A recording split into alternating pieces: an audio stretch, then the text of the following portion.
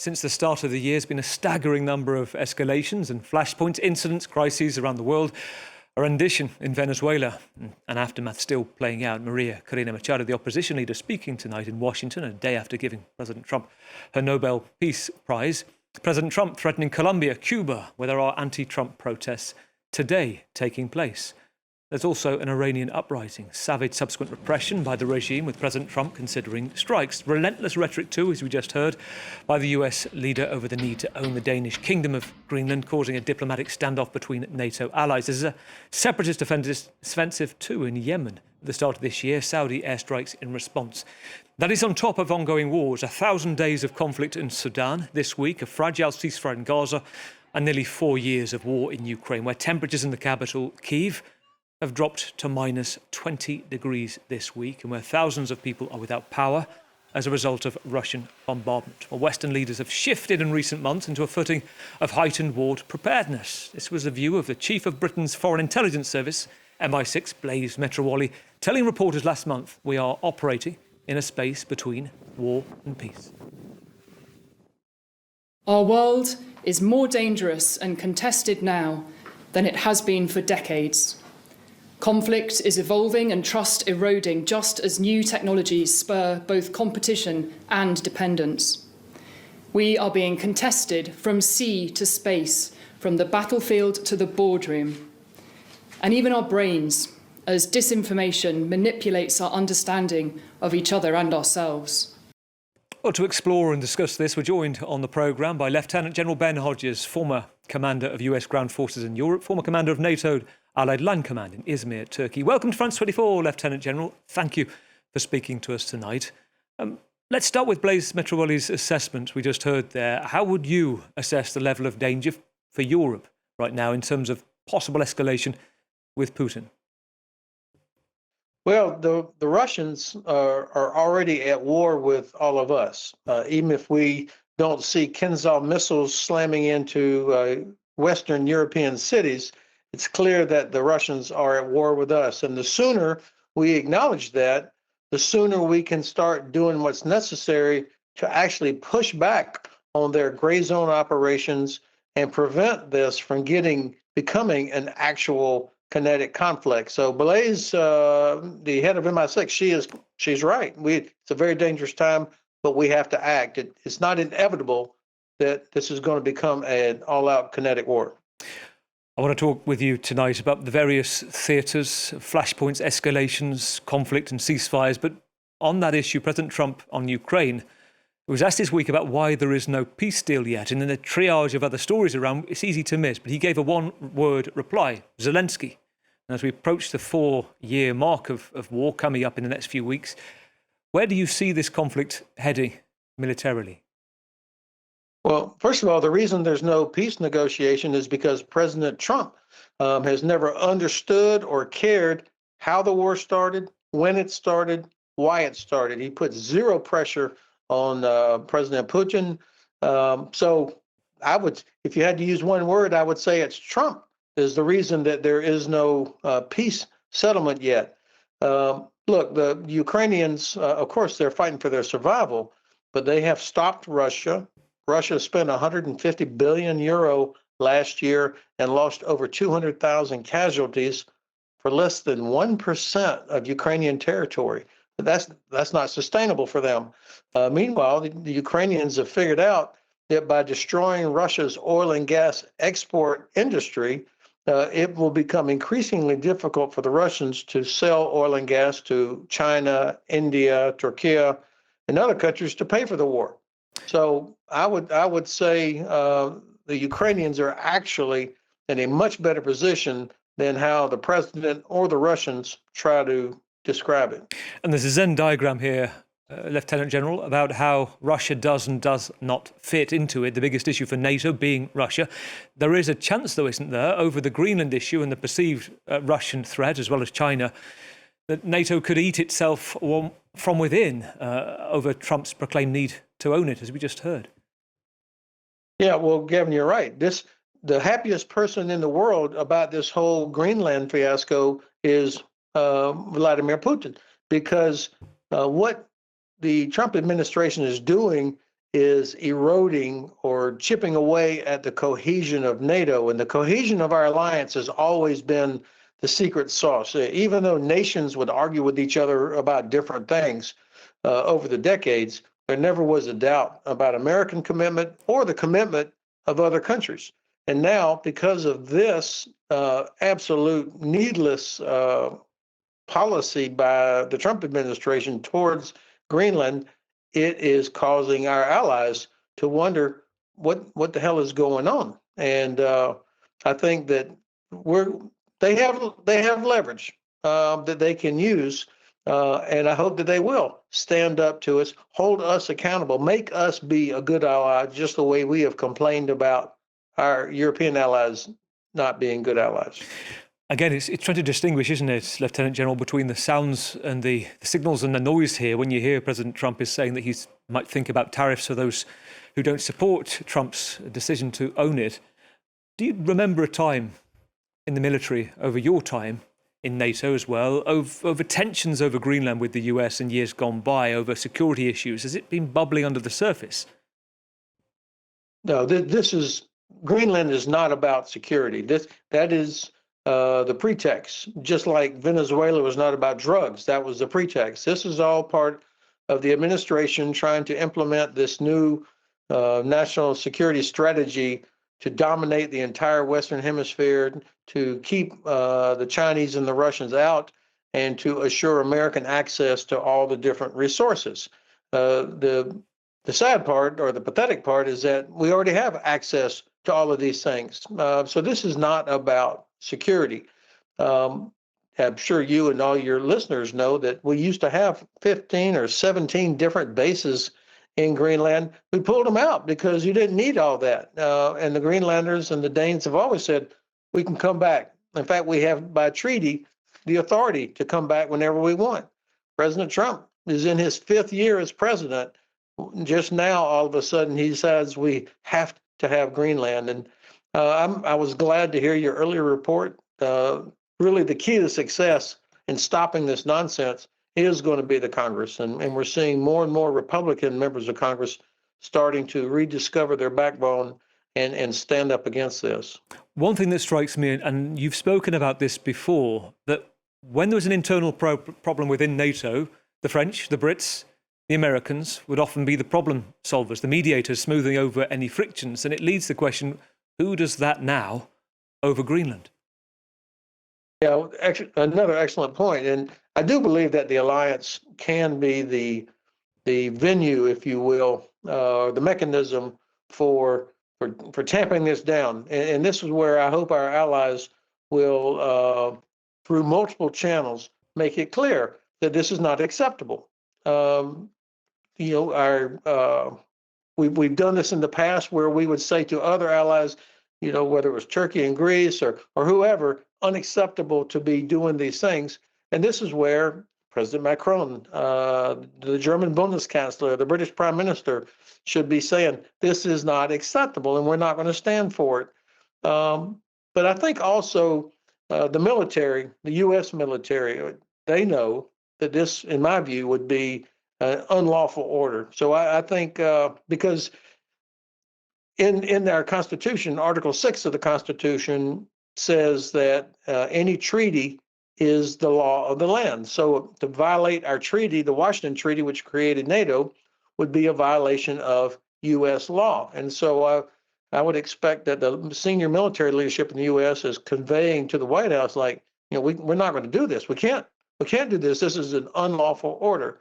So pressure from allies, pressure from the Congress, and the reality that you cannot use military force, I think will eventually get to a better outcome. One person we haven't mentioned is the Secretary General Mark Rutte in this. I wonder whether you think he should say more. Does he address it directly? He hasn't yet. He's given an interview with CNN. He's spoken in Zagreb as well this week. He talks about this not being a crisis, about it's a good thing, he said, that they talk about better security, but he deliberately avoids the issue of ownership. They call him the Trump whisperer. Should he mention something, or is he best keeping out of this? Well, the Secretary General, of course, is a far more experienced politician than I am. But I have to say I hope that European leaders will stop this disgusting obsequiousness, flattering the president all the time. Hold us, hold the Americans, hold your allies accountable. Make us live up to our own talking points about our Constitution, about the law. Um, I and I think the Secretary General, it's his duty as the Secretary General of the entire alliance to make it clear that this is not acceptable and to make it clear how this damages the United States. I mean, we depend on bases in European countries. They're essential for us to carry out our strategic reach, whether it's to the Middle East, Africa, or across Europe. The recent operation to seize a Russian flag tanker between Iceland and UK was only possible because the UK allowed us to fly equipment and helicopters into our air base in UK and then get on a British ship to go out and get that tanker. German air bases, Greek seaports, Italian seaport, these are all essential for us. And I think this is where allies should say, hey, you know, you're a part of this team, America, and we have some leverage as well. Intelligence sharing. Half of what we use does not come from American satellites. It comes from French intelligence, British intelligence, German intelligence. These are things where I think the Secretary General could be reminding the administration what's at stake if we continue on this. I think it's fair to say food for thought for the US military and its military chiefs as well. I think you've said recently the possibility of seizing Greenland without Congress approval, as you see it, would be an illegal act. And perhaps you'd have thought about whether you would have carried out the orders if you were put in that position when you were in the forces. Well, the Constitution is pretty plain. Article 6, that any treaty, such as the Washington Treaty, which created NATO, is to be considered the law of the land in America. So that means it's American law. So it would be a violation of American law to attack an ally. And I think we need to be very clear with the administration about this. Let's talk about Venezuela because Lieutenant General Maria Corina Machado is speaking tonight, a day after she gave President Trump her Nobel Peace Prize. Of course, we're only a week after the rendition of Nicolas Maduro. I want your thoughts on that. Let's just take a listen for a moment to what Maria Corina Machado said just a short while ago. We are going to turn Venezuela into that land of grace. And I believe I will be elected when the right time comes as president of Venezuela, the first woman president of Venezuela. Very different perspective given what President Trump said, Lieutenant General, just a week ago, saying that she didn't have the respect, but she has met with him since. She believes she'll be elected president. Perhaps it's a slow burn there. First of all, as a military observer watching that operation, did it surprise you, the scale, the speed, the success of capturing Maduro? It didn't surprise me that our special operators and intelligence professionals did such a good job. I mean, they are very well equipped. They're very well trained. They practice these kinds of things. And the technology that was used is impressive. Not a surprise, but impressive. What did surprise me is how poorly prepared they were in Caracas with the so-called Cuban bodyguards. The air defense was not even set up. And they should not have been surprised that something was coming. That had been telegraphed for weeks. So that was a surprise to me, was how poorly the Venezuelan with their Cuban mercenaries, how poorly they did. Do you take a view at all on whether there is an element of trying to bring about a transition within the Trump government, or, as many analysts see it, that's first and foremost, if not solely, some say, about oil and making sure that goes towards Washington? Yeah, this was 100% about oil. It had nothing to do with drugs. I mean, that was clear. Everybody knew that the drug boats that we were hitting, and I think those are legal, questionable legality. These were not carrying fentanyl, which is what the administration always complains about, that fentanyl is what's killing thousands of Americans.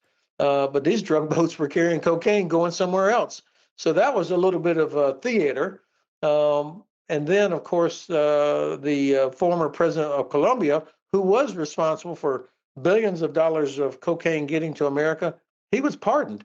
So this was a pretext to try and justify sending troops in to get President Maduro. And of course, everybody else is still there. All the same thugs, the criminals, the goons that have been suppressing Venezuelan people, and they're part of the whole racket. They're still in power. So I think the goal was to get American control over all of Venezuelan oil.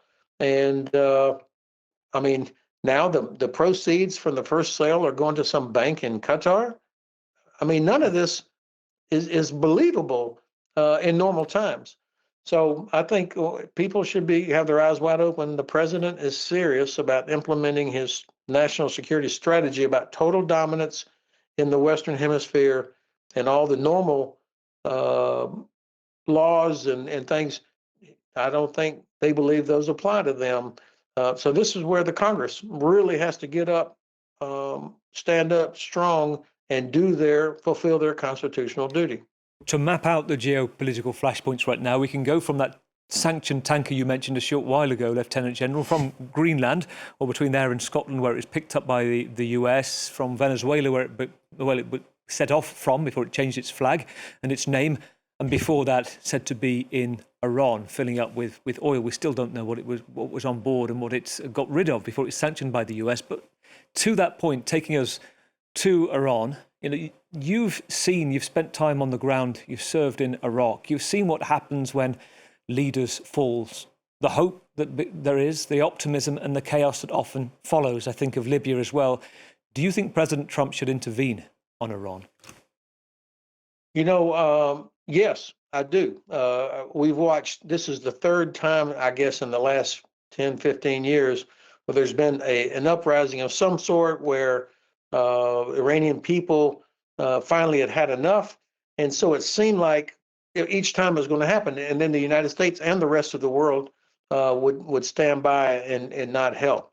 This seems like the best possible chance to finally do something. And I do, even though I disagree with the president on so many of his policies, I believe he is sincere in wanting to stop the killing of these protesters and other innocent people. The problem is he gave these threats. He said, you guys keep protesting, seize your institutions, help is on the way.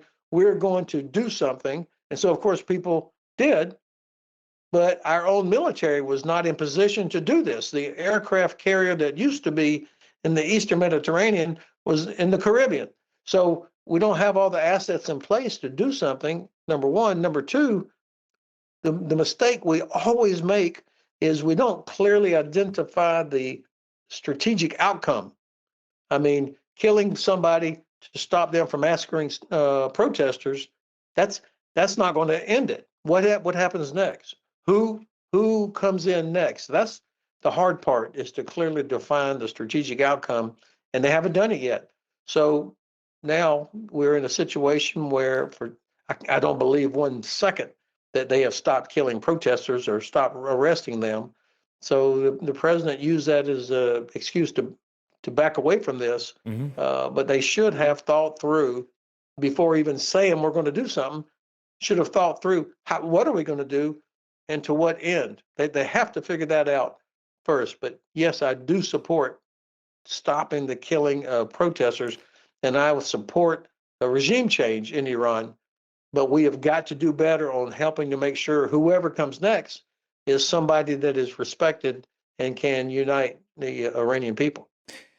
Psychologists talk about, as we discuss all of these different escalations, different flashpoints, when there is a time of unpredictability and there is an increased time of fear, there's often a period where people look to nostalgia. And I don't know if you've seen this, Lieutenant General, but there is an online trend going viral at the moment in the US and the UK and elsewhere in Europe, reminiscing over 2016, and nostalgia for a time people claim to have been simpler.